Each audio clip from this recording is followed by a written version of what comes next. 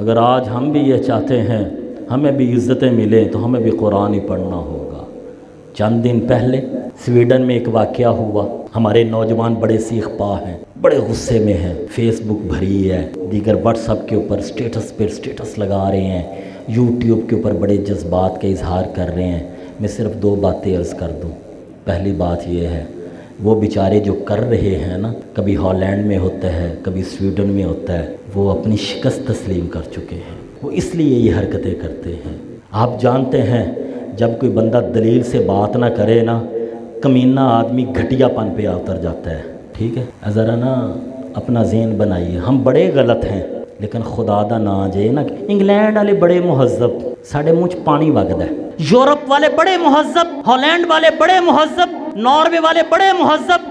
جن لوگوں کو 1 ارب لوگوں کے دلوں کے جذبات اور احساس نہیں ہے وہ مہذب ہیں، چھوڑ دیجیے، اپنی بے مہذبی ختم کرو، وہ کافروں کی تعریفیں نہ کیا کرو، اپنے بچوں کے دلوں میں غیر شعوری طور پر ان لوگوں کی محبتیں نہ ڈالو، اپنی غلطی دور کریں۔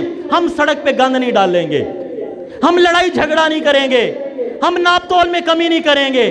یاد رکھیے ہمارے ہاں ابھی قانون کوئی نہیں ہے، لیکن الحمدللہ یہاں پر 20% پھر بھی ایماندار تاجر کم از کم موجود ہے۔ وہاں پہ 1 گھنٹہ لیٹ گئی تھی، نیو یارک کی کوئی دکان نہیں بچی تھی، جن کی تعریفیں کر کر کے تھکتے ہیں وہ بڑے مہذب ہیں۔ 1 منٹ میں کتنی بچیوں کے ساتھ اور عورتوں کے ساتھ بدکاری ظلمن ہوتی ہے، یہاں پہ تو ایسا نہیں ہے۔ تصویر کا ایک رخ، ان کی پکی سڑکیں دیکھ کر، پاؤنڈ اور یورو دیکھ کر زبان للچانی نہیں چاہیے، تعریف نہیں کرنی چاہیے۔ اگر یہ پاکستان کو نقصان ہو رہا ہے، یہاں کا مولوی نقصان پہنچاتا ہے، یہاں کا پٹواری نقصان پہنچاتا ہے، یہاں کا کمشنر بے ایمان ہے، یہاں کا پولیس والا بے ایمان ہے۔ ہمیں اپنی غلطی دور کرنی چاہیے، ان کی تعریفیں نہیں کرنی چاہیے۔ تو پہلی بات سن لیجئے، جو انہوں نے کیا، انہوں نے اپنی شکست تسلیم کی ہے، انہوں نے مان لیا ہم ہار چکے ہیں، ہم قرآن کا مقابلہ نہیں کر سکتے۔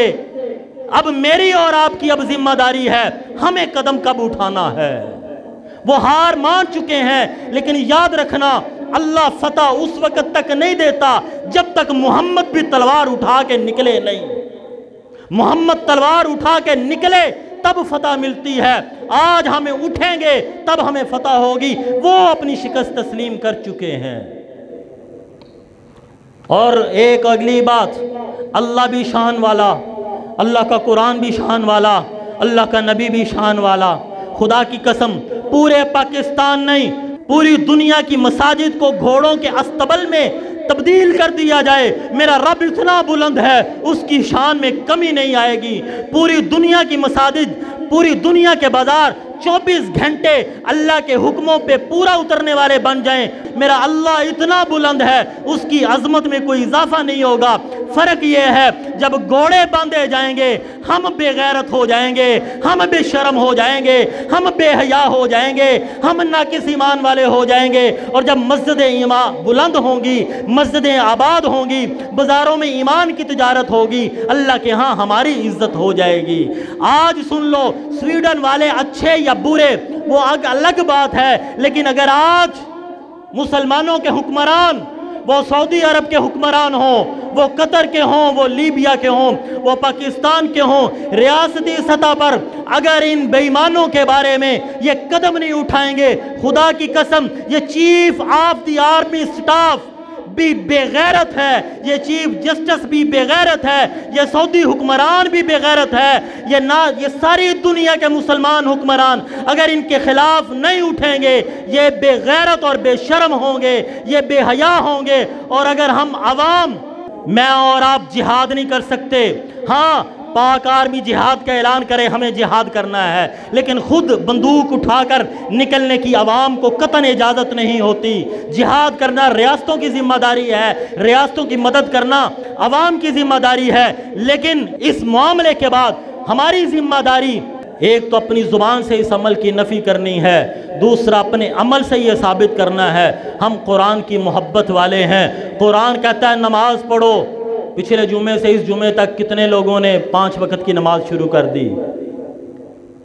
سوال مشکل آ گیا.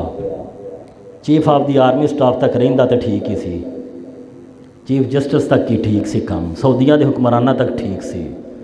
کتنے قرآن کہتا ہے نماز پڑھو, قرآن سے محبت ہے نا, تڑپ اس لیے رہے ہیں نا, قرآن کی بے حرمتی ہوئی, قرآن کی بے ادبی ہوئی, قرآن کو جلایا گیا. جا کے اپنے گھروں میں دیکھنا کتنے قرآن ہوں گے جن کے اوپر مٹی پڑی ہوئی ہوگی. میں کسی کے گھر میں نہیں گیا, لیکن جا کے دیکھ لینا بہت سے گھروں میں قرآن ہوں گے, غلافوں پر بھی مٹی جمی ہوئی ہوگی. قرآن کہتا ہے سچ بولو, قرآن کہتا ہے رشوت نہ لو, قرآن کہتا ہے زنا نہ کرو, قرآن کہتا ہے بدکاری نہ کرو. کتنوں نے چھوڑ دیا؟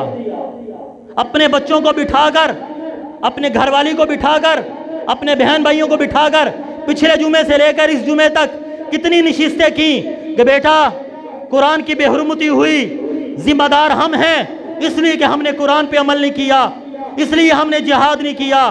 بیٹا جہاد کرنا فوج کی ذمہ داری ہے, ریاست کی ذمہ داری ہے, لیکن قرآن پہ عمل کرنا یہ ہماری ذمہ داری ہے. آج کے بعد ہمارا کوئی بچہ بے نمازی نہیں رہے گا.